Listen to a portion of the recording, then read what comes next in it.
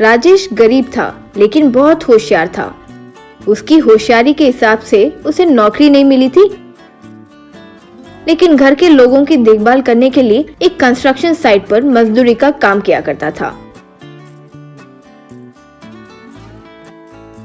राजेश का बेटा मदन एक बार आकर, डैडी घर पर बोर मर रहा है, कम से कम आप तो मेरे साथ खेलिए ना प्लीज। सॉरी बेटा, काम पर जाना है ना, हमारे साइट के पास ही बहुत सारे बच्चे हैं ना, उनके साथ खेलो, ठीक है? कहकर उसे कंस्ट्रक्शन साइट पर लेकर आया। मदन साइट के पास आते ही इधर उधर देखा तो वहीं दो बच्चे रिमोट कंट्रोल से खेल रहे थे। मदन उनके पास जाकर, हेलो फ्रेंड्स, मेरा नाम मदन है, क्या मैं तुम्हारे साथ खेल सकता हूँ? वे दोनों ठीक है कहकर रिमोट कंट्रोल उसे दिए। मदन वो रिमोट कंट्रोल के साथ जब खेल रहा था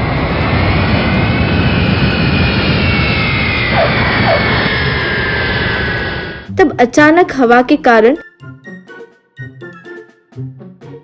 वो प्लेन गलती से नीचे गिर गई।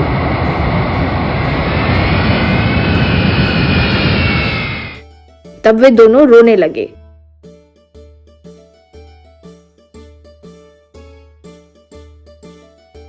इतने में उनके पिता आकर, क्या हुआ रे? तब वे बच्चे जो हुआ वो बताए। रे कौन हो रे तुम? मेरे बच्चों के खिलौने खराब करोगे?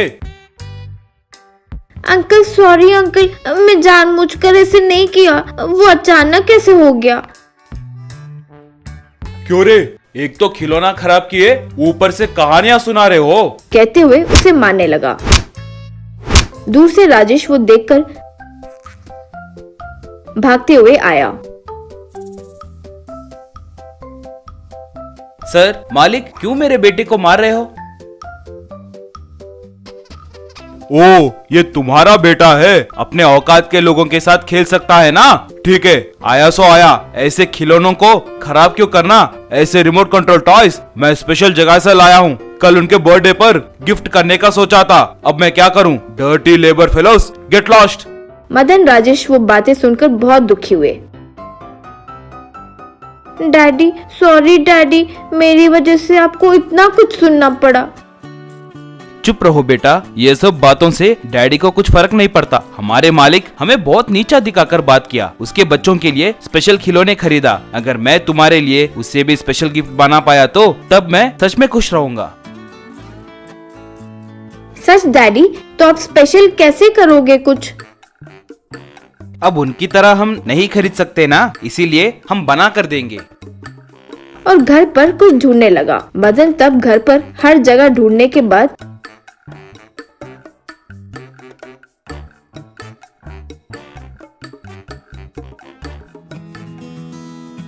दोनों मिलकर टूथपेस्ट डिब्बा, Coke tin bottle, plastic bottle ये सब दिखाई दिया। उन्हें लाकर एक जगह पर रखे। राजेश वो सब अच्छे से देखकर टूथपेस्ट डिब्बे से, कोक टिन से, प्लास्टिक बॉटल से व्हीकल्स बनाने लगा। मदन वो देखकर, वाओ डैडी सुपर्ब, ये कितना अच्छा है, ये बहुत स्पेशल है, ये दिए तो वो बहुत थ्रिल हो जाएंगे डैडी। फिर वो सबको एक गिफ्ट रैप किए, गिफ्ट बॉक्स तैयार किए। बर्थडे पर मदन राजेश आकर उन बच्चों को वो गिफ्ट बॉक्स दिए। तब उनके पिता आकर, ये क्या बेकार के प्लास्टिक के खिलौने ये गिफ्ट में लाए हो? सर ओपन करके आप ही देखिए सर, इसे मैं खुद बनाया हूँ। बच्चे वो गिफ्ट बॉक्स ओपन करते ही, वाओ,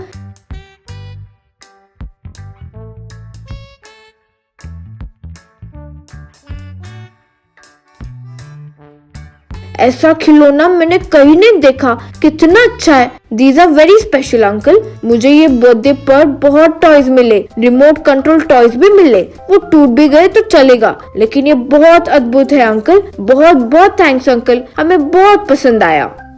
मुझे माफ करो, तुम में इतना क्षमता है ये मुझे नहीं पता था। तुम्हारी इस होशियारी का और जो जॉब कर रहे हो उसमें कोई संबंध नहीं है। हमारे कंस्ट्रक्शन साइट में रिसाइकलिंग प्लांट के पास तुम्हें मैनेजर की नौकरी दे रहा हूँ। वो बातों से मदन राजेश बहुत खुश हुए।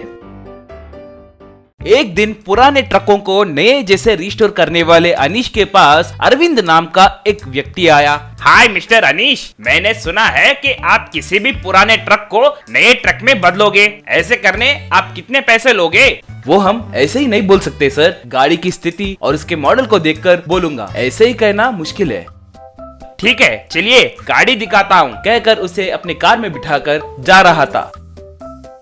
तभी उसे एक फोन कॉल आया। फोन में अरविंद। हाँ क्या जी, तुरंत आपके ऑफिस को आना है। वो भी 2 करोड़ का बिजनेस मीटिंग है क्या? अरे मीटिंग कल नहीं हो सकता क्या जी? आज मैं दूसरे काम पे जा रहा हूँ, वो देख कर आऊँ क्या? अरे ऐसे अचानक से कहे तो कैसे जी? क्या अब मैं इस मीटिंग को नहीं आया तो 2 करोड़ रुपए का नुकसान होगा क्या? ठीक है अभी आ रहा हूँ। कहकर अनीश से अरविंद। सॉरी मिस्टर अनीश, मुझे एक अर्जेंट काम से बाहर जाना है। अगर आपको कोई तकलीफ ना हो तो आपके व्हाट्सएप को उस गाड़ी का लोकेशन भेजूंगा। आप सीधे जाकर उस गाड़ी को अपने गैराज ले जाइए। ठीक है सर, कोई बात नहीं, मैं जाकर वो गाड़ी लेकर आता हूँ। कहकर उसके पास से चाबी लेकर वहाँ से चला गया। के दिए गए लोकेशन के प्रकार एक घर के पास जाकर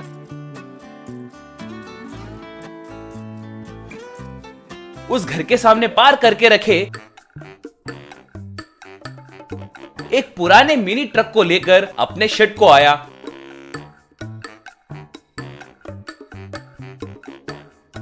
वो उसे खोलकर उसकी मरम्मत करने ही वाला था, इतने में अरविंद वहां पर आया। हाय अनीश, मेरे गाड़ी को यहाँ लाने के लिए बहुत धन्यवाद। लगता है मैंने आपको बहुत कष्ट दिया है। मेरा काम कैंसिल हो गया है, इसीलिए मैं फिर लौट कर आया हूँ। आपको कोई तकलीफ नहीं पहुँची ना? नहीं सर, ऐसा कुछ नहीं है, ऐसे कह रहा था। इतने में अरविंद को फिर से एक और फोन कॉल आया। फोन उठाकर अरविंद। हाँ पंडित जी बोलिए। आजकल मेरा टाइम ही खराब चल रहा है जी। आज 2 करोड़ का बिजनेस डील हाथ लगते लगते फिसल गई। अगर कोई पूजा या परिष्कार है तो बताइए, मैं करूँगा। अरविंद जी, अब आप कहाँ पर हैं और क्या कर रहे हैं? वही हमारे दादाजी के जमाने का मिनी ट्रक है ना, वो मुझे बहुत पसंद है। इसीलिए उसकी मरम्मत करके उसे नए ट्रक के जैसे बनाने मैकेनिक के पास आया हूँ।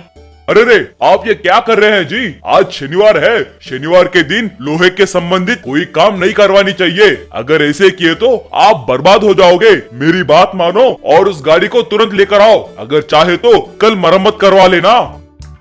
अरे पंडित जी, हमने पहले ही गाड़ी को मैकेनिक शेड के पास लाकर रख दिया है। अगर चाहे तो गाड़ी को यहाँ पर ही रखकर कल काम शुरू करवाऊंगा।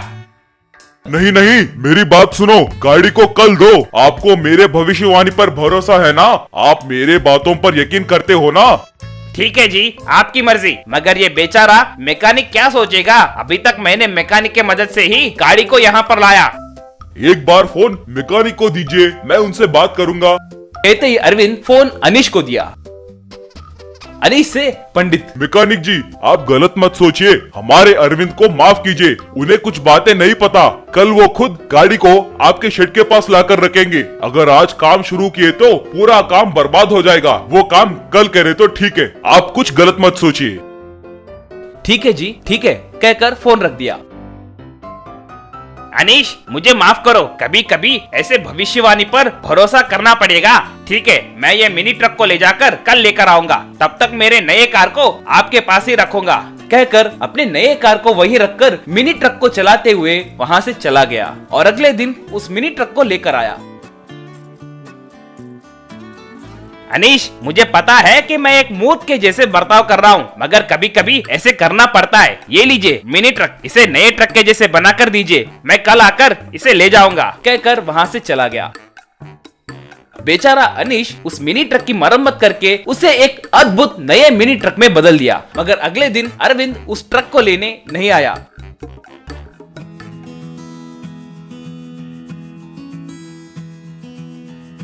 2-3 दिन इंतजार करने के बाद उस रिस्टोर हुए नए मिनी ट्रक को देखते हुए अगर अब इसे अरविंद जी देखे तो दंग रह जाएंगे, मगर वो बेचारे अब तक क्यों नहीं आए। हाँ, वो एक बड़े बिजनेसमैन है ना, इसीलिए वो व्यस्त होंगे, शायद इसीलिए इसे ले जाने नहीं आए होंगे। फोन भी स्विच ऑफ आ रहा है, क्या हुआ पता नहीं, ऐसे सोचने लगा। तभी थोड़े गुंडे वहां पर आए, एक फोटो में उस पुराने मिनी ट्रक को दिखाते हुए, क्यों रे, परसों मेरे डेन से इस ट्रक को उठाकर लाए ना, उसका क्या किए, उसे कहाँ छुपाए, इसका पता लगाने के लिए हमें इतने दिन लगे। मैं क्यों चोरी करूंगा सर, यही वो गाड़ी है, मैंने इसे नए गाड़ी के जैसे मरम्मत किया है। वैसे ये गाड़ी अरविंद जी की है ना, आप कौन है? अरे मैंने उसमें बहुत सारा काला धन छुपा कर रखा था, वो पैसे कहाँ पर है? सर सर सर सर मुझे नहीं पता सर, परसों अरविंद नाम का व्यक्ति इस गाड़ी को लेकर आने के लिए कहा था, वो व्यस्त था इसीलिए मुझे लाने के लिए कहा, तो मैं जाकर इसे लाया। लाने के बाद पुजारी से मिलकर नाटक करके फिर इस गाड़ी को लेकर गया सर, और अगले दिन इस ट्रक को लाकर रिपेयर करने के लिए कहा था सर। अरे रे, लगता है ये बेचारा मैकेनिक सच कह रहा है। वो कौन है पता नहीं, मगर इस गाड़ी को यहाँ तक लाकर इसे फिर से बाहर ले जाकर इसमें छुपाए सारे पैसे चुरा लिया। उसका एड्रेस पता है क्या तुम्हें? कम से कम फोन नंबर तो पता है क्या? वो कैसे दिखता है? सर उसका लोकेशन सेंड किया हुआ फोन नंबर है सर, मगर उस नंबर को कॉल करे तो स्विच ऑफ आ रहा है सर। वाह, वो हम दोनों को बकरा बनाकर चले गया है रे, उसे कैसे पकड़े? हाँ, तुम्हारे पास सीसी कैमरा है क्या? सर मेरे शेड में नहीं है सर, मेरे शेड के सामने के घर में है सर, कहकर उन्हें ले जाकर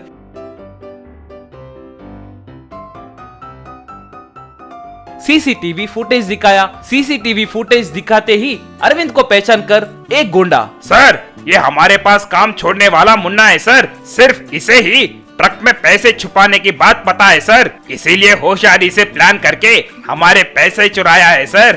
ठीक है, उसे कुछ भी करके पकड़ो, कहकर आदेश दिया।